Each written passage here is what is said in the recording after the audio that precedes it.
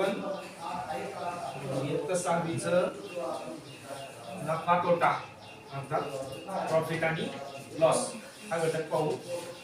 बघा तुमच्या पुस्तकाच्या पान नंबर 133 वर प्रॉफिट आणि लॉस हा घटक दिलेला आहे.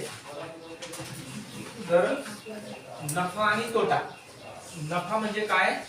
फायदा म्हणजेच प्रॉफिट, आणि तोटा म्हणजे काय? लॉस, नुकसान.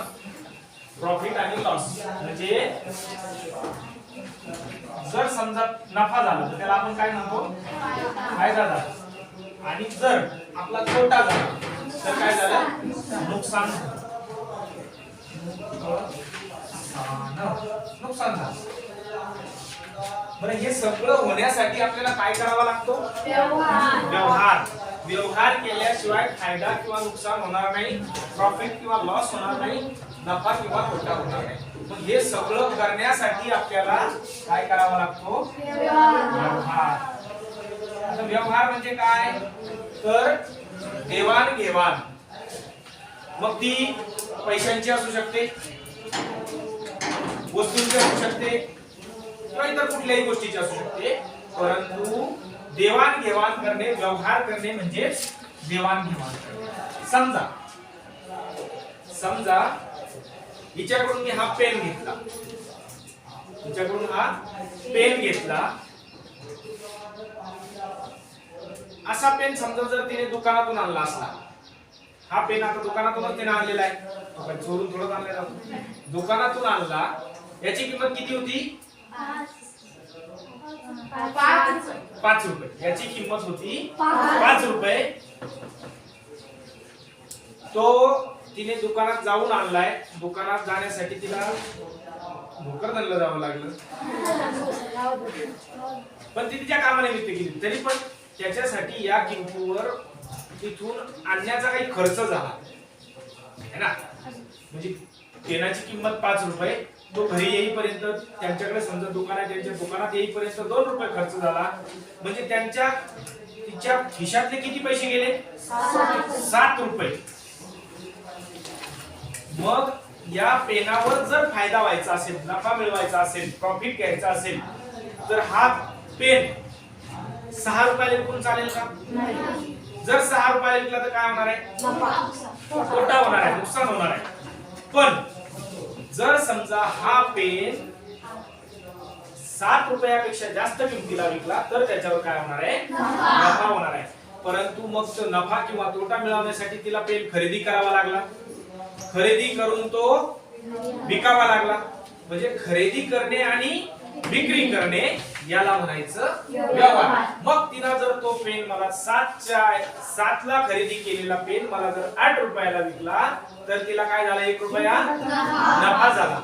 त्याची विक्री किंमत काय झाली? 8 रुपये. विक्री किंमत काय झाली? 8 रुपये. खरेदी किंमत, मूळ खरेदी किंमत किती होती दुकानातून? 5 रुपये. तो पेन हिच्या दुकानात आलेपर्यंत खर्च किती झाला? 2 रुपये. म्हणजे त्याची मग एकूण खरेदी किंमत किती झाली? 7 रुपये. आणि 7 रुपयाचा पेन तिने कितीला विकला? 8 रुपयाला. म्हणजे तिला झाला 1 रुपया नफा. नफा 1 रुपया, विक्री किंमत 8 रुपये आणि खरेदी किंमत 7 रुपये. मग ती वस्तू थोडक्यात काय, आपण घेतलेली वस्तू विकेपर्यंत, विक्री होऊन त्या विक्रीचा पैसा आपल्या जवळ येईपर्यंत जो काही खर्च होतो ते सगळं खरेदी किमतीमध्ये टाकावं लागतं. ते सगळं खरेदी किमतीमध्ये टाकावं लागतं. त्याला म्हणायचं मग खरेदी किंमत. ती खरेदी किंमत पूर्णपणे आपल्या खिशातून गेलेली असते. आणि मग त्याला विक्रीवर जो पैसा मिळतो तो कमी असेल तर नुकसान होतंय, लॉस होतोय, तोटा होतोय. जर ती विक्री किंमत आपल्या खिशातून गेलेल्या पैशापेक्षा जास्त असेल तर तो शिल्लकचा जो झाला, आपल्या खिशातून जेवढा गेला त्याच्यापेक्षा जास्त जो आला तो म्हणजे नफा, फायदा, प्रॉफिट. आता एखादं उदाहरण आपण घेऊ. एक उदाहरण सांग. समजा कुठे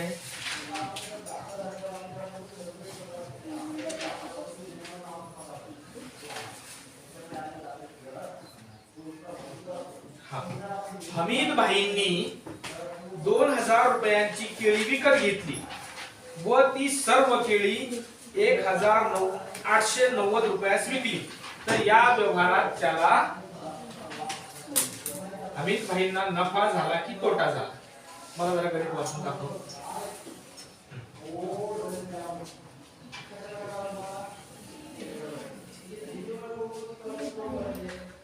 हमीद भाईंनी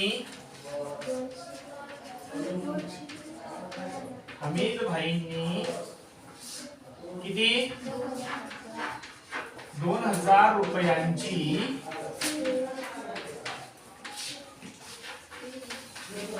केळी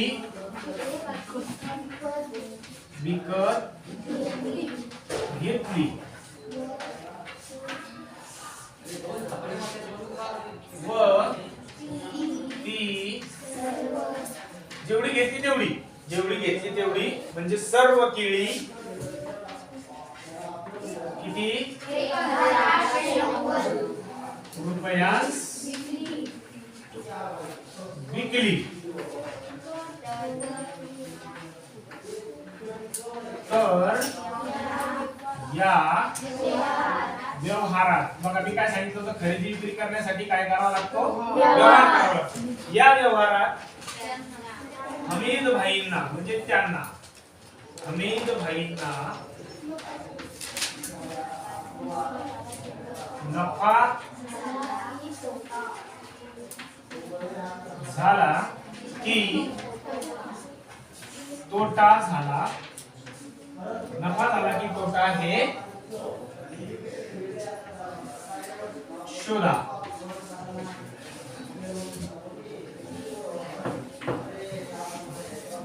बघा हमीद भाईने काय केलं, 2000 रुपये खर्च केले. स्वतःच्या खिशातले किती रुपये गेले? 2000. ती केळी विकत घेतली. त्यांनी मध्ये काय त्यांना खर्च झाला का त्याच्यावर? नाही.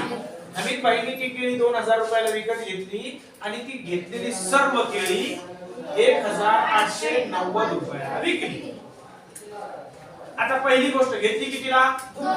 2000 रुपये. काय झाली? 2000 रुपये काय झाली? खरेदी किंमत. 2000 रुपये म्हणजे खरेदी किंमत. आपण आता उत्तर सोडवायला सुरुवात केली आहे.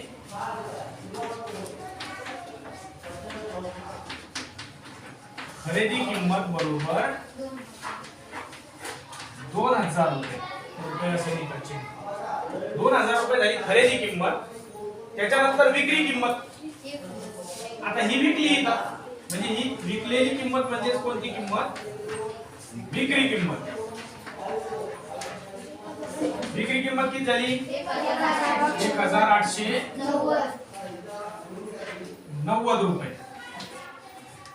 आता मला सांगा 2000 मोठे का 1890 जास्त? 2000 रुपये कसे आहेत? मोठे. म्हणजे त्याने जास्त किमतीला ते विकत घेतले, परंतु विकताना कमी किमतीला विकले. नफा झाला असेल का तोटा झाला असेल? तोटा. वरवर जरी पाहिलं आपण सलग सारखं म्हणजे सलग आपण नुसतं पाहता क्षणीच आपल्याला समजतं की याला तोटा झाला. बरोबर आहे ना? कारण खिशातून पैसा जास्त गेला होता का कमी गेला होता? जास्त गेला होता. जास्त जाऊन जर येताना कमी आला तर तोटा झाला. मग तोटा झाला, परंतु तोट्याचं सूत्र एक आहे. तोट्याचं सूत्र काय आहे? बघा खरेदी आणि विक्री किमतीवरून तोट्याचं सूत्र आपल्याला काय काढता येतं? खरेदी किंमत वजा विक्री किंमत. खरेदी किंमत वजा विक्री किंमत. हे झालं तोट्याचं सूत्र. बस या सूत्रात किमती टाका. सूत्र ध्यानात ठेवायची पुन्हा. याच्यात किमती टाकायच्या. तोटा झाला. तोटा बरोबर काय? खरेदी किंमत किती आहे? 2000 रुपये. विक्री किंमत किती आहे? 1890. आपण याला इथे आडव्या पद्धतीत पण मांडू शकतो आणि उभ्या पद्धतीत पण मांडू शकतो. आपण काय करू लगेच त्याला उभ्या पद्धतीत मांडून घेऊ. 1890 रुपये आहे. वजाबाकी करा म्हणजे आपल्याला काढता येईल किंमत. शून्यातून शून्य गेला, शून्य राहिला. या शून्यातून 9 जात नाही, मग या दोनाकडून जर आपण हातचे घेतले तर शॉर्टकट मेथड काय आहे, या शून्याच्या ठिकाणी काय राहणार आहे 9 आणि इथे काय होणार आहे 10 आणि इथे काय राहील 1. हे 10 कुठून झाले, एक इकडचा आपण कॅरीला घेतलेला हातचा आणि हा एक शून्य गेला वर. आता 10 मधून 9 गेले, 10 तून 9 गेले, किती राहिला 1. या नावातून 8 गेले 1 आणि एकातून 1 गेला 0. 0 इथे नाही लिहिला तरी चालतो. म्हणजे हा झाला त्याचा तोटा. नफा कुठे झाला, तोटा झाला. म्हणून मग उत्तरात काय राहील, म्हणून अमित भाईंना असं लिहायला लागेल ते, अमित भाईंना 110 रुपये तोटा झाला.